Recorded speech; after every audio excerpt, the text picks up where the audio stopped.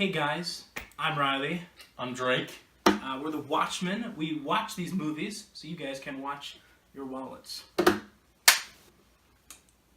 Yes. Anyways, so we saw A Quiet Place. Thank you. Starring Emily Blunt and John Krasinski. Yeah. And one really annoying little girl. One really annoying little girl. I agree. But the movie was also written and directed by our good old pal John Krasinski. But anyways, the movie overall, it was okay. I know you didn't like it. It was not deserving of the high praise that it has on Rotten Tomatoes and IMDb. It has ridiculous scores for. I see the idea is original to some extent, but it was not. It didn't blow me away. It wasn't spectacular by any means. I didn't think so. Yeah, no, honestly, it's really. I don't know why it has a strong 8.2 right now. I think on IMDb, I'm incredibly confused by it. Somebody please explain it to me. You guys are juicing themselves about watching this movie. Oh my god, it's a 10 out of 10. It was so good. People like to think that movies are good just because they see, not because they see advertised ever, because they hear other people say it's good all the time. Even though that those people have not seen it. So in their head, they're like, oh, a good movie must be so good. 10 out of 10. They just love it. And I'm just like, calm down. Well, I think also for whenever there's a horror movie that's actually like a horror movie, we'll get to that. It didn't scare me at all. No. But more of a thriller. For a thriller horror movie, it's well made and it's well shot. Which you can't say for some horror movies. So I think when people see something that's branded as a horror movie that's well made, they automatically give it more praise than it deserves. Oh, it's so good. But when it comes down to the content, it wasn't anything special. No, not at all. Honestly, a little past this point, I'm going to say spoiler warning. We're going to talk specifics. You've been warned, so look out. Anyways, so in the beginning, I liked the beginning myself. I don't know. Did you like the opener? It was fine. That's one thing. They were trying to set up these characters, but in the end, I know you felt differently. But in the end, I didn't really care about any of them. I didn't have a connection to anyone. If all of them died, I would have. Oh, well, that's too bad. But I wouldn't have. It wouldn't have affected me. And I think the way that they were going for. The movie opens up, as you know, with the family. They're all in like a old. You can tell everything has been abandoned for like several months, but they're in like some general store grabbing some medicine and like other supplies and stuff. Didn't it start like day 90 of the something like that of whatever happened? Day 90. Day 90. Oh, I said like a few months. That's what I said. I'm just saying specifically. Okay. Yeah. Whatever. Anyways, so then they're in like the general store grabbing stuff. It's very sentimental. You can see how simple their life is, but also how complex, just the way they're acting and how they're slowly kind of tiptoeing their way around everywhere. Just kind of, I don't know, sets the stage, I think, a little bit for it. Obviously, it's an opener, so it should. Also, the word of advice is try not to eat anything in the theater during this movie because 90% of it is just silent. Just silent, for the most part. And then the minute there's sound or it's loud, everyone's just trying to shove their face, shoving all the food down their mouth and like chewing really loudly or coughing or popcorn. doing whatever. It was so loud you could hear the person 5 rows down from you eating. I was trying to like eat some like popcorn and he's right next to me and I'm like eating it, but he could hear me chew. He looks over at me but it's like dead silent. Like I can't help it. Yeah. Eat some popcorn, dude.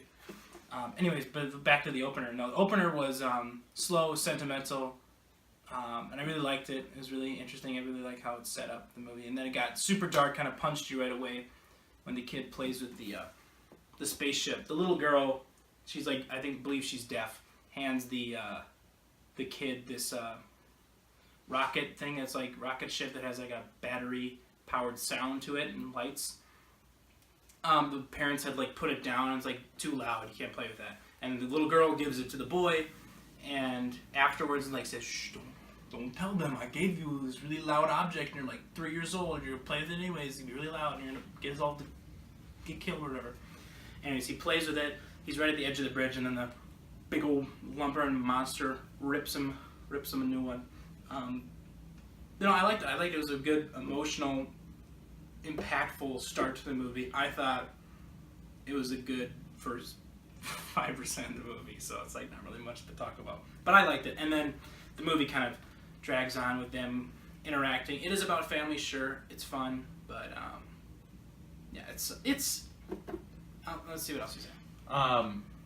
Going back to what he was talking about, the whole part with the rocket is very important for the. I don't know the girl's name, but she constantly deals with battling. Oh, well, I was the person who got my brother killed, and then she thinks that her parents think that she got the child killed, and then it's back and forth of her like trying to rebel against very her. just obnoxious. Yeah, rebelling against her parents. Oh, I'm gonna take my backpack one night and I'm gonna just walk out for no reason because I'm mad at my parents for doing nothing. I mean, they're talking about supporting her. They're trying to be as supportive in a situation like this, and she just really shows no.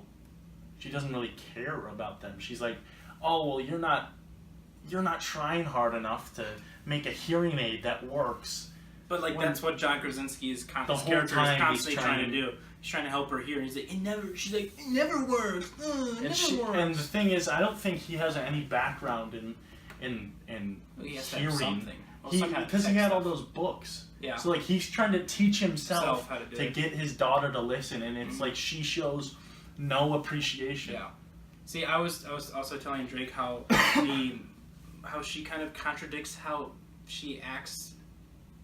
So I'll explain. So she like hates. She, like I said, what he said. Oh my gosh. That she blames herself for killing the boy because she gave him the rocket ship, knowing how loud it is and how young and immature he is not to know to play with it. So she blames herself, but then she gets mad at the parents because she thinks that they blame her.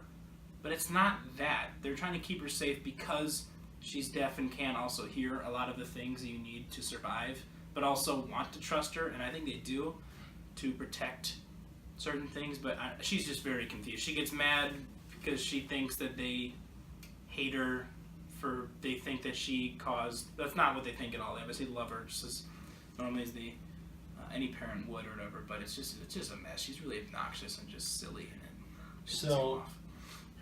Yeah, the daughter I didn't like. I didn't think it was very thrilling at all. In fact, we talked about. I think it was pretty repetitive. The same happened, like the movie's only an hour and 25 minutes, but like the same 3 scenarios for the most part happen. It's nighttime and they make a noise by accident, and then here come these things, yeah. And then they get away, and then the they next scout night out and then they leave. They make a noise by accident, and then They what do you know? The things show up again and they get away. Yeah. The only time I thought something was interesting, or I was like pretty interested, was when Emily Blunt was giving birth during all this, because she can't make any noise while going through childbirth, which is incredibly painful. Yeah, it's funny because that's like the most intense part of the movie, yet they show it throughout the trailers. I was like, you guys, just calm down. And when it comes down to it, Don't it's show not too much. And they did. There's not much. That scene doesn't really go anywhere else. Somehow she avoids any Well, they type set off of the fireworks that like led them away. Yeah, from they the set off the screaming. fireworks, but then did the things not go to the fireworks? No, they did because it was up by the silo. Remember that he was by the corn silo. Well, I know that they were by the silo, but I don't know. That whole scene was kind of I couldn't. It was oddly It cut. was yeah. It was. I agree. It was spaced out weird, but it wasn't that thrilling. No. It wasn't scary. Yep. It wasn't. No, that's not scary. Not even in the slightest. Like honestly, like I think what it had going for it, which I read a lot of little reviews, suspense. is that it was this cute family that cares about each other, but I didn't really even care that much, and I'm sure. I don't know if I'm in the minority because there's so many people that like it, but I didn't feel any type of connection. I think part of that was because of just the silence. I didn't. I personally really liked only 2 of the characters. Actually 3. I like the boy, the younger boy. Not the one who died, but he's in throughout. He's like their 3rd sibling. I like how we never actually really mentioned him at all because he's not even relevant to anything really.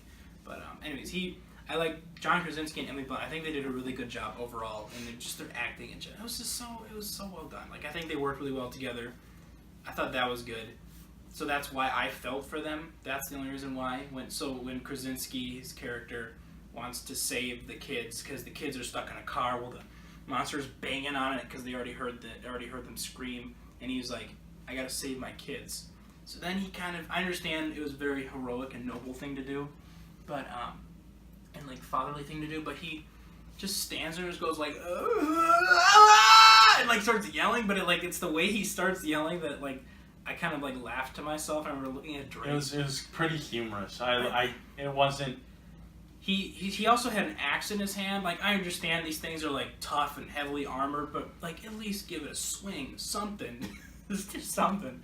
But no. And then there were a couple times like that. I thought that was the cheesy point. But he died, by the way. The cheesiest point in the entire movie was the very end, where they figure out the hearing aids make this noise that weakens these things so you can shoot them, and then it disrupts their super acute hearing. And then so they figure that the mom and the girl figure that out, and they play the sound over the speakers, and then the movie ends with Emily Blunt doing this super cheesy shotgun, total cliche. You see more coming in on the cameras that they have set up. Load the shotgun and then give this little smirk to the daughter, like they're gonna save the entire world. One girl, one mom. It was just really. Oh my god! But here's the thing: I think the movie did it too many times to a point where they should have only done it once. Where movies will hint at a specific way in how to beat, especially in movies like this with like monsters or an alien or something like that. They'll give some kind of hint of its weakness in a way or something like that. If people think it's invincible, but they did it twice, and it was a little too redundant. It was redundant. No, but I'm saying like the third time they figured it out. No, remember the first time? There were the two times. The third time First time she's in the cornfield and she's just playing with it and she doesn't see it. It's behind her, and then it runs off when she's playing with it by herself.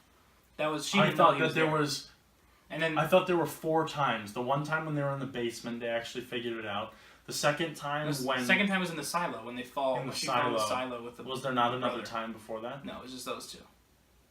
Oh well, yeah. And the other thing was her hearing aid conveniently started making this super loud noise right when the things were chasing her. Way too convenient. It was just. She wasn't messing with it. I can't remember. She wasn't messing with it at all. She was looking at like the flashlight, and it just started going off. No, she was playing with it. I don't think she was, because I think that's one time in the movie where I was sitting there and I was like, oh, that's convenient. Just like when you're running through the forest in a slasher movie. She didn't know he was there. The creature was behind her. Well, I know. So that's why I'm saying that's why it's convenient. Oh, just happens to go off. Yeah, and she does it again in the silo second time. My point is it's redundant to find out what the weakness is. You know, if they did it earlier, the one time in the cornfield, I think that'd be okay. But the point is, why it's bad is that it's way too convenient. And you would expect after the first time and after the second time that she would realize what was going on. But no, she didn't. She didn't until the very last 5 minutes of the movie. And then it just ends. And it's only an hour and 25 minutes. It feels really long. It feels long. About an hour and 50, to be honest. It feels like 30 minutes longer than what it actually is. There were just some scenes that I don't think that they needed to add necessarily. It was just. You wanted them to cut it down. It could have been even short. It could have been like a half an hour short, and it would have been as effective, as it was at its current length. I think so. It's just because it had the 3 points of just. It had, like I said, we saw that before. It had 3 sections that were incredibly repetitive, with the same scenario happened 3 times, where the monsters show up, noise, monster shows up, accidental noise, monster shows up, accidental noise, monster shows up, stuff like that. Point is, at that point, got really, really obnoxious and silly. But yeah, the ending was silly, cheesy. Overall, for giving it stars out of 10, I would give it a 4. Everyone, people who like love it, they're like watching this, they're like, "You're a fucking." A better type of movie like this is I would much rather go back and watch like I Am Legend. The Descent.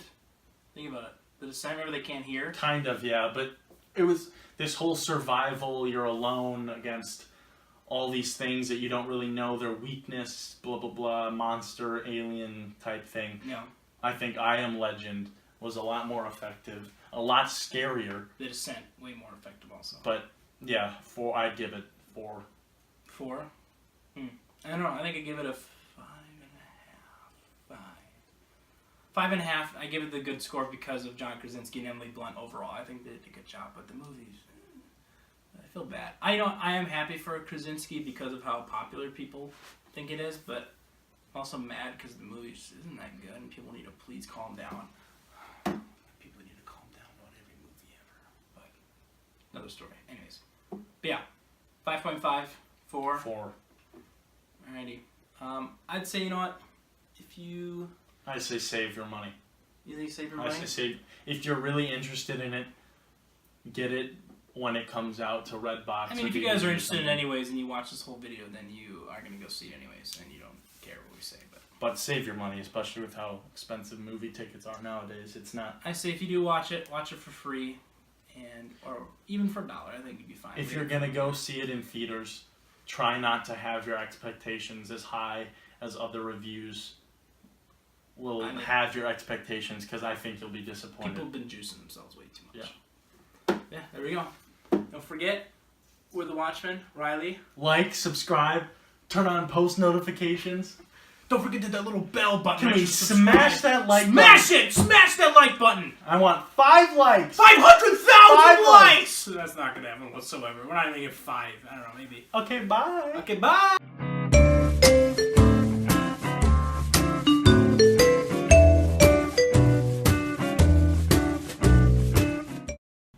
What up, invaders? What up, invaders? It's your boy. I'm not doing that. How's it going, bros? It's PewDiePie. What the hell? What the heck is going on YouTube?